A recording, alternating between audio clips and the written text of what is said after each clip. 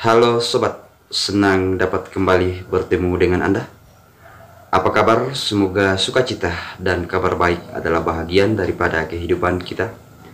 Melalui video sebelumnya telah kita sharing tentang mengenal batasan-batasan kewenangan sekretaris organisasi, di mana video selengkapnya akan ditampilkan di akhir video ini.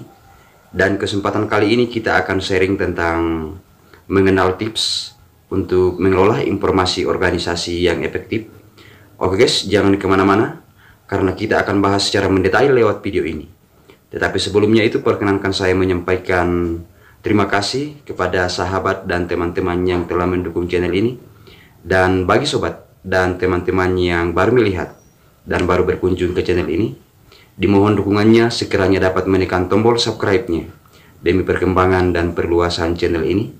Dan jangan lupa diaktifkan bel notifikasinya untuk mendapatkan pemberitahuan jika ada update video terbaru dari saya selanjutnya seputaran organisasi, sains, dan teknologi. Saran yang bersifat membangun diharapkan ditulis di kolom komentar untuk mendapatkan masukan demi perbaikan dan penyempurnaan channel ini.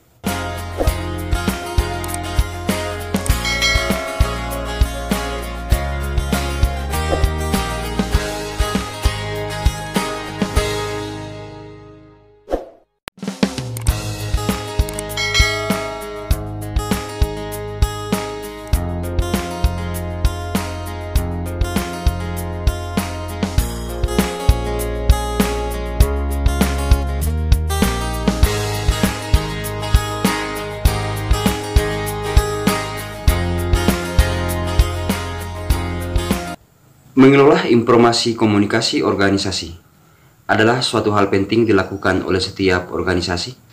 Pengelolaan informasi organisasi tersebut dapat berupa pengelolaan informasi secara lisan dan juga dapat berupa pengelolaan informasi secara tertulis. Dan berikut ini adalah beberapa tips untuk mengelola informasi komunikasi organisasi yang efektif, yaitu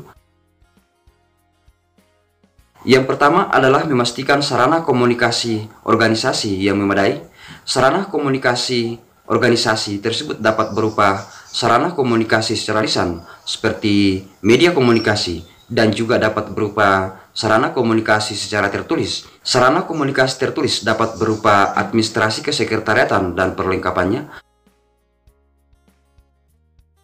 Yang kedua adalah memastikan informasi organisasi yang diterima bersumber dari pemberi informasi yang tepat dan relevan. Hal ini dimaksudkan agar tidak terjadi kesalahan diskomunikasi dalam penerimaan informasi, karena terjadi kesalahan dalam penerimaan informasi yang dilakukan oleh setiap organisasi.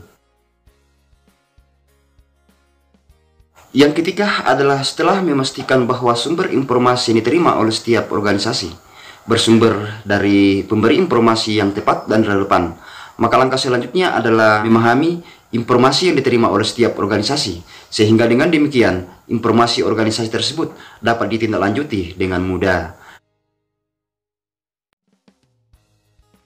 Yang keempat adalah setelah memahami informasi organisasi yang diterima oleh setiap organisasi, maka langkah selanjutnya adalah menyaring informasi yang diterima oleh setiap organisasi. Hal ini dimaksudkan karena terkadang informasi yang diterima oleh setiap organisasi ada yang dapat disampaikan secara publik atau secara umum, dan ada informasi yang tidak dapat disampaikan secara publik atau secara umum karena bersifat rahasia. Yang kelima adalah ketika informasi tersebut membutuhkan kajian-kajian dalam hal proses penyelesaian masalah. Sebelum menindaklanjuti informasi yang diterima oleh setiap organisasi, maka perlu dilakukan penambahan-penambahan informasi yang relevan. Hal ini dimaksudkan dengan adanya penambahan-penambahan informasi yang relevan dari semua pihak, maka akan mempermudah untuk melihat jalan solusi dari permasalahan-permasalahan yang ada sesuai dengan sumber informasi yang diterima oleh setiap organisasi. Yang keenam, sebagai tips yang terakhir untuk mengelola informasi organisasi adalah menyampaikan informasi yang diterima kepada semua pihak yang memerlukan. Hal ini dimaksudkan agar informasi komunikasi yang diterima oleh setiap organisasi dapat diketahui oleh semua pihak yang berkepentingan sesuai dengan informasi yang diterima oleh setiap organisasi. Sehingga dapat kita melihat bahwa untuk mengelola informasi organisasi yang efektif, tentunya harus didukung oleh ketersediaan sarana komunikasi organisasi yang memadai, kepastian sumber informasi organisasi yang tepat dan relevan, memahami dan mengetahui tentang maksud informasi yang diterima oleh setiap organisasi, menyaring informasi yang diterima oleh setiap organisasi, serta melengkapi referensi informasi organisasi yang diterima sebelum disampaikan kepada semua pihak yang berkepentingan atau kepada semua pihak yang memerlukan. Oke guys, semoga bermanfaat dan nantikan update video terbaru dari saya selanjutnya seputaran organisasi, sains, dan teknologi. Dan jika tidak ada arah yang melintang, maka kesempatan berikutnya kita akan sharing dengan membahas satu topik yang menarik, yaitu mengenal proses pelaksanaan musyawarah besar luar biasa organisasi, atau yang sering diistilahkan oleh setiap organisasi, yaitu proses pelaksanaan Mubeslup.